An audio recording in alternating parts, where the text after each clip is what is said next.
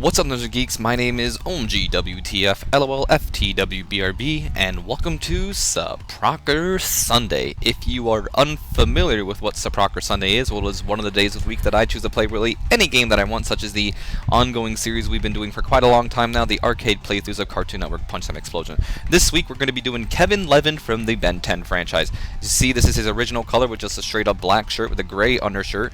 Next up is a blue shirt with a black undershirt. He has blonde hair in this one with a red and black shirt, and the next one he turned black and has a black-red shirt with blonde hair. But as always, we are going to be sticking with the original.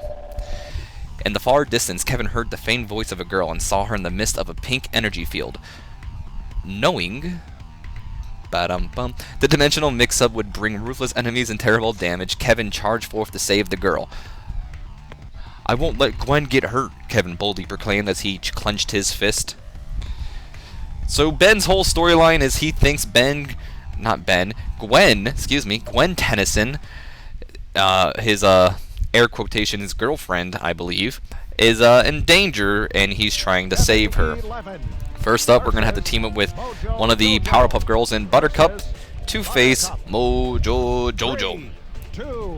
But an ongoing theme I've been doing in these arcade playthroughs, whether it be Ultimate Marvel vs. Capcom 3 or Cartoon Network Punch Time Explosion, is give you information on the characters that I'm playing as. And since we're playing as Kevin Levin,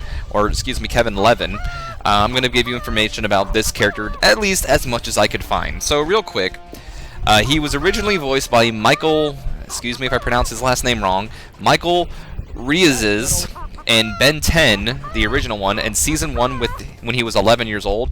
He was played by Charlie Schlatter, again, I apologize if I pronounced the name wrong, in Season 2 and 4 with 11 and 43-year-old Ken 10 in the original Ben 10. And then he was voiced by Greg Sipes, who is more famous, he's Greg Sipes does the voice of this guy we're playing right here, this version of Kevin 11. And Greg Sipes is pretty famous for his voices of Beast Boy in the Teen Titans, Michelangelo in the recent 2012 series of Teenage Mutant Ninja Turtles, and Iron Fist in the Ultimate Spider-Man series on Disney XD. And Greg Sipes has voiced Kevin Levin, excuse me, I keep saying 11, in Ben 10 Alien Force, Ben 10 Ultimate Alien, and Ben 10 Omniverse, 16 and 17 years old. But Greg Sipes, Michael Riazza, and Charles Schlatter did not voice Kevin Levin in this game. The voice of Kevin Levin in this game is Yuri Lowenthal. So that's who did his voice. Nathan Keys is he portrays him in what I believe is the live action movie Ben 10 Alien Swarm, but I could be wrong. I've never really gotten into the Ben 10 series, unfortunately, so I don't know. But anyway, Kevin Ethan, otherwise known as Kev Levin, is an 11-year-old, 16 in Ben 10 Alien Force, 17 in Ben 10 Ultimate Alien, and the present. He's a human/Osmosian hybrid with a unique ability to absorb any type of matter or energy in order to utilize it in various ways. Kevin was one of the antagonists during the original show due to absorbing various energies and action that warps an Osmonian's mind. After accidentally absorbing energy, Kevin demolished his family's house thinking that his stepfather, Harvey Hackett, had convinced his mother to throw him out. Running away from home, he eventually ended up in New York City and made a home for himself in the subway tunnels. Later, he befriends Ben in order to absorb the power from the Omnitrix and seek revenge on everyone who treated him like a monster because of his abilities. However, a side effect was that although Kevin could change at will between the different aliens that were recorded in the Omnitrix, a skill that Ben lacked, Kevin could only look human for a short period of time. This prompted Kevin to blame Ben for his condition and go on a rampage, using the different aliens and their respective abilities to impersonate Ben. Eventually, Ben confronts Kevin in a battle which causes Kevin to turn into a, I don't know if I'm going to pronounce this word right, chimeric hybrid of alien forms. Though his hybrid form allows Kevin to utilize all the abilities of Ben's different aliens, the power of the individual aliens is reduced. Eventually, Kevin ends up in the Null Void, where he managed to regain his normal form and master his abilities under the guidance of a fellow inmate before escaping and becoming involved with the intergalactic black market. Despite lacking a proper formal education, Kevin possesses a vast scientific and technological knowledge of alien life and paraphernalia. For example, he even learned astrophysics while on the streets. However, his help during the hybrid invasion of Earth causes him to team up with Ben and Gwen. Real quick, this is Kevin Levin's synergy thing, but we'll talk more about Kevin Levin's synergy thing because we will see it again later on. But of course, his synergy is from number 4 from the codename Kids Next Door. Anyway, like I was saying, however, his help during the hybrid invasion of Earth causes him to team up with Ben and Gwen, leading him to live his dream of being a plumber like his father. He also reconnoils with Ben, and over time starts a romantic relationship with Gwen. Kevin has a car based off the 1970s Dodge Challenger, which is armed with plumber and other alien technology. Though he turned over a new leaf, Kevin still at times acts out of his own interest at time and has trouble forgiving others. During Vilgax's challenges to Ben, Kevin accidentally mutated into a living colossus composed of steel, tandanite, concrete, and wood. As a result, Kevin had to wear an ID mask, an alien technology used by DNA aliens to disguise themselves as humans, which Kevin used in public to appear human. During this second mutation, he learns the ability to turn his limbs into makeshift weapons at will. When the Omnitrix was destroyed, Kevin reverted back to normal, but retained his ability to shapeshift. During the events of Ben 10 Ultimate Alien, Kevin absorbs the Ultimatrix energy in order to stop Agregor. Again, I apologize if I'm not pronouncing these words right. Sacrificing his own mental stability in the process, becomes insane and monstrous. And a monstrous combination of Ben's aliens once again. Kevin again goes on a revenge spree against anyone who wronged him. However, unlike when he was 11, Kevin is more of an anti-hero rather than a true villain, and he has shown that he still retains some of his heart and humanity despite his condition. This is best seen in The Enemy of My Enemy, when he spared Gwen's life instead of killing her, saying, "The only reason you're alive is because what you used to mean to me."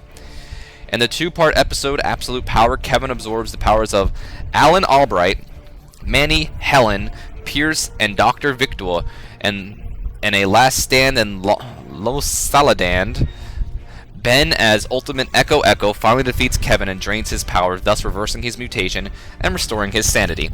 He leaves with Gwen in the beginning of Ben 10 Omniverse, and many happy returns. It is revealed that he has a new job.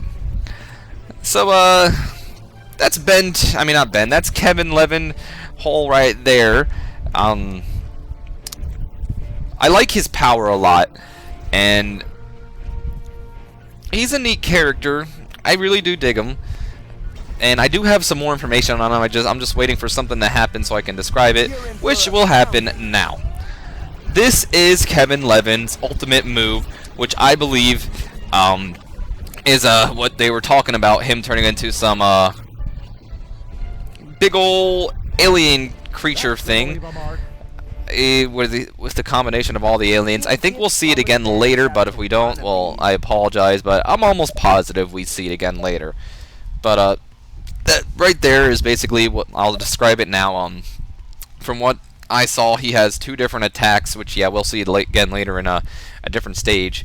But you press X, and he does that whole little mountain thing you saw me doing there. And if you press A, or if you're playing on PS3 or Wii, I have no idea what the controls are there. But if you press A on the Xbox 360 controller, he throws a little, I don't know, this thing. That's what he throws. He throws a little thing, and we'll see that later on.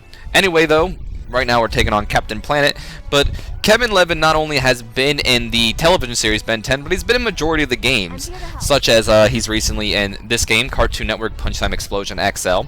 He was also in Ben 10 Galactic Racing, Ben 10 Ultimate Alien Cosmic Destruction, Ben 10 Alien Force Vilgax Returns, Ben 10 Alien Force the video game, and Ben 10 Protector of the Earth. He also appears in the Cartoon Network Universe game Fusion Fall, which, not a bad game if you ask me. Other than that, though, nerds and geeks, we have quite a little, while to go, and I guess I can talk a little bit about Kevin 11. As I said many times before, if you see me do the Young Ben 10's playthrough and all that, I unfortunately never really got into the Ben 10 series, even though recently I have seen a couple episodes here or there, and I'm very impressed with the series, and I regret not being into it because it looks like a fantastic series, a great concept, and I dig it. But I did know before, even though I never got in the series, and even before I just read all that stuff about him and all that, I did know Kevin Levin started off as a villain in the original series. I didn't know all that other stuff that happened. I just knew he was a villain, and he was kind of like the anti-Ben 10 is what I thought, which he kind of is.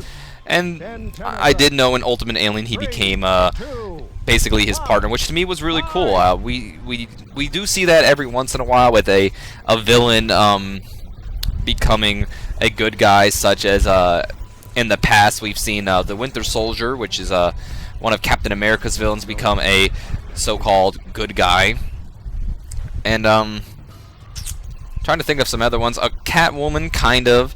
And if you have played Injustice: God Among Us, Harley Quinn, who used to be a villain, kind of becomes a hero in this one. I do want to say this though. I didn't mention that in that previous fight with Samurai Jack. It's kind of ironic that our partner was Ben 10, who just so happens to be Kevin Levin's partner.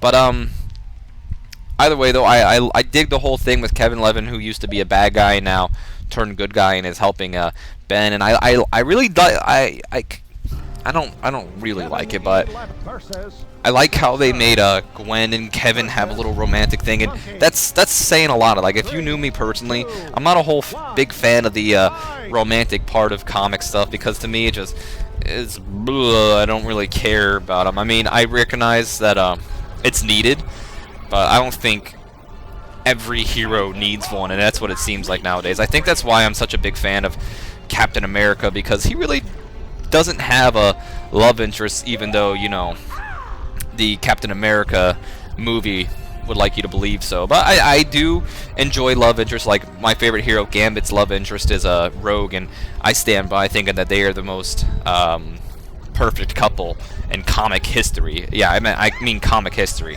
Screw Spider-Man and Mary Jane, and screw Lois Lane and Superman. Freaking Gambit and Rogue have the cutest relationship ever, but I'm not gonna go in that. We're not talking about Gambit, Captain America, anybody else. We're talking about Kevin Levin and his relationship with Gwen, which I do enjoy. And I really, and I mean this, I really like his superpower. Like, in all honesty, I've considered using it for my comics. I write my own comics every once in a while. I really should catch up to those, because I don't do it as often as I would like. But I want to take Kevin Levin's power, because I love the whole thing of, to me, that's clever, and the whole Ben 10 universe is just clever. I really dig Kevin Levin. He's honestly, if I had to choose my favorite character in Ben 10's, it would have to be Kevin Levin. I mean, I like Ben too, but I don't know. I like Kevin Levin when he was in Ben 10, the original, but I like Ben Tennyson in the Ultimate Alien one. By the way, I don't mean to bore you guys whenever I'm on this stage. It's just I notice I do this a lot, and with this stage, you see that big robot. Real quick, before I continue talking about the big robot, now we can finally talk about Kevin Levin's synergy with Number 4. So what happened here is Sam, I keep calling him Ben. Kevin slams and rocks go flying up, and it forces whoever it is, Bubbles for instance, to fly up, and every once in a while Number 4 will get a kick in every once in a while. It's probably not the best synergy in the world, but it definitely, I feel if someone gets caught up in it, it will do enough damage, so it's not bad. But back to what I was saying, back on that stage, there's a giant robot in the background, and he can kill you. And that's why I'm really kind of boring and just standing still on that stage trying to avoid, because that robot hurts. It's not like, oh, I can get back from it. 90% of the time when that robot hits me, because this game just, you fly off the screen quite a lot and you lose yourself. But, freaking, you end up almost dying 90% of the time with that one. And another thing with this stage, I hate doing the 3v3 fights unless I'm really good with the character, and I'm not bad with Kevin Levin. It's just another thing that's wrong with this game. To me, it feels like they just can break through my moves. Like, I'll try to do something and they just break through it all the time. So I like to stay on this this boat down here while because up there burns a lot, and the boat, nothing bad happens to the boat, so I tend to stay down here on this stage. That way I can just keep spamming the same move, I guess. Try to get rid of the person. Simple as that, honestly. But I really do like Kevin Levin, and I think he's an interesting character, and I like I really do. I like a lot of things about him. I like his whole attitude, how he's kind of still a bad guy at heart. And, you know, I like that he has a soft side too with Gwen. I love his power. I can't say it enough. I love Kevin Levin's power. I think he's a successful character, and I do agree with him being in this game because he fits. Interesting enough, if you watch my Let's Play of Cartoon Network Punchtime Explosion, or if you ever just played this game, the XL at least, not the DS version, there's a boss battle with Kevin 11 where he turns into that big monster we saw before. And speaking of that big monster we saw before, here he is again. Turns into the ugly monster. And this is what I was talking about before. The little thing he throws out. Again, I didn't get to show much because, well, it's a powerful finisher. And it sure to hell sends them flying. But what was I saying before? Oh yeah, in my Let's Play and in the story mode of this game, there's a battle you have with Kevin Levin where he's that big monster, and it's actually different in the DS version. If you don't know, there was a DS version before this version. It was originally only for the DS, and then they released it for Wii, PlayStation 3, and Xbox 360, which is why they added the XL to it and more characters and all that. And originally in the DS version, Gwen Tennyson does not come down and help you out in that fight, from what I read, I believe. In the 360, PlayStation 3, and Wii version, that's when Gwen helps you. So it's interesting enough, and I thought I'd mention it considering that it does have something to do with Kevin Levin. But as always, we are here on our final boss, which is him. And if you ask me, him is always such an easy battle. Like, I find myself not facing him for too long because, for one, I like this stage because it's big and I don't go flying, and two, him just gets his ass beat. Anyway, though, after many hard-fought battles, Kevin exited one final portal, only to be surrounded in pink energy. "Gwen, I'm here to save you," Kevin shouted as the energy disappeared. Kevin's jaw dropped with surprise.